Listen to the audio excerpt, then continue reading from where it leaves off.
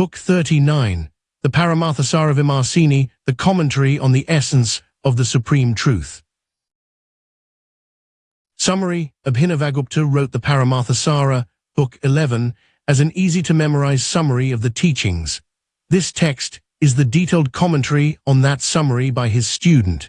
It fleshes out the verses, adding context and resolving doubts about how to live these truths in daily life.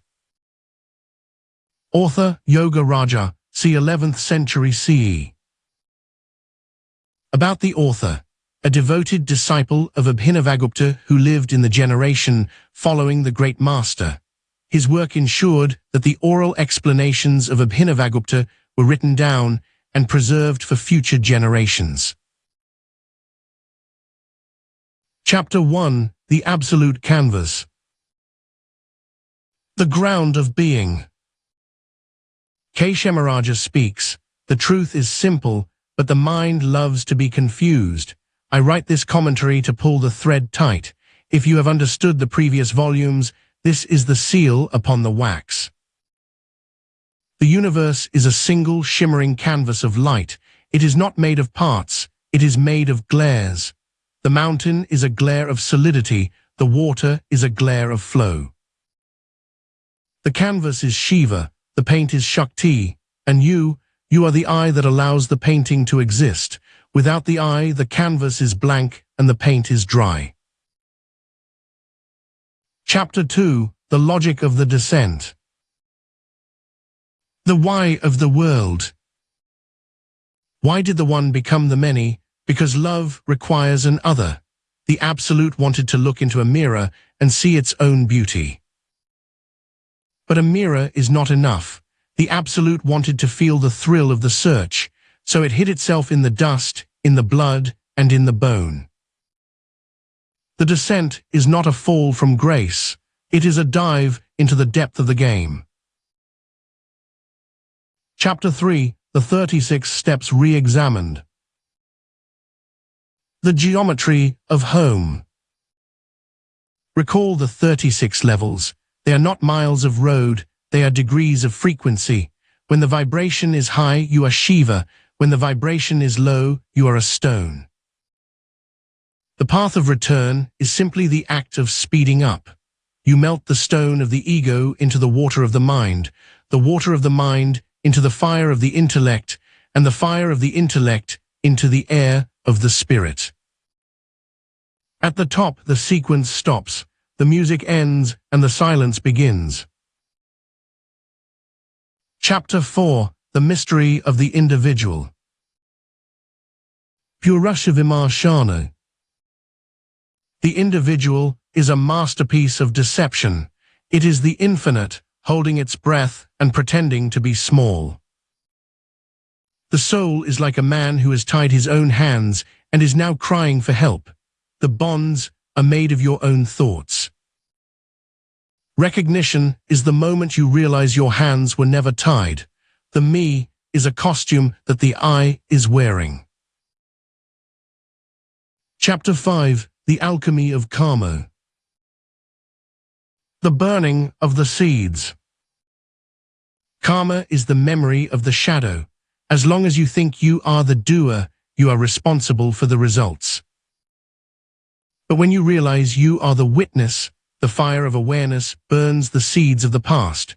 A seed that has been roasted in the fire can never sprout. The free man acts, but he creates no future. He is like a writer who writes on water. The words appear and they vanish in the same second. Chapter 6: The Role of the Body. The living temple. Do not despise the flesh. The body is the most advanced machine in the universe. It is the radio that is tuned to the frequency of the Absolute. The senses are the priests, the breath is the incense, the heartbeat is the drum. Treat your body with the reverence you would give to a god, for it is the only place where God can taste a piece of fruit or feel the warmth of the sun. Chapter 7: The Final Unveiling. Manuscript. Maya is not a liar, she is the mother of art. She provides the costumes, the stage, and the lights. When the play is over, Maya takes off her mask and reveals herself as the goddess of bliss. The world does not disappear when you wake up.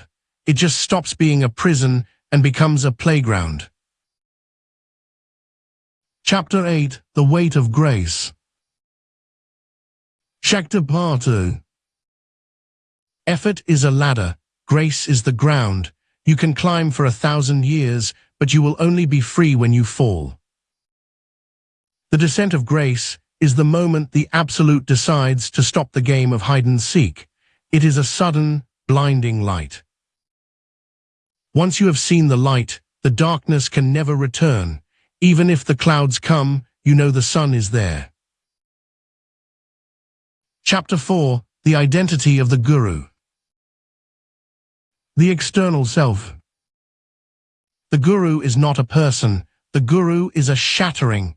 He is the one who breaks the mirror so you can see the face. His words are arrows, his silence is a sword, his presence is a fire. If you worship the man, you have missed the point. The Guru is your own awareness, coming back to find you from the outside. Chapter 10: The Unity of All States. Turiyatita. Waking, dreaming, and sleeping are 3 rooms. Most people spend their lives walking from room to room. The Master is the house. He is the 4th state, Turiya, that holds the 3. And beyond the 4th is the state beyond states. There the rooms dissolve, the house dissolves, there is only the sky. Chapter 11: The Ethics of the Free. Viradharma.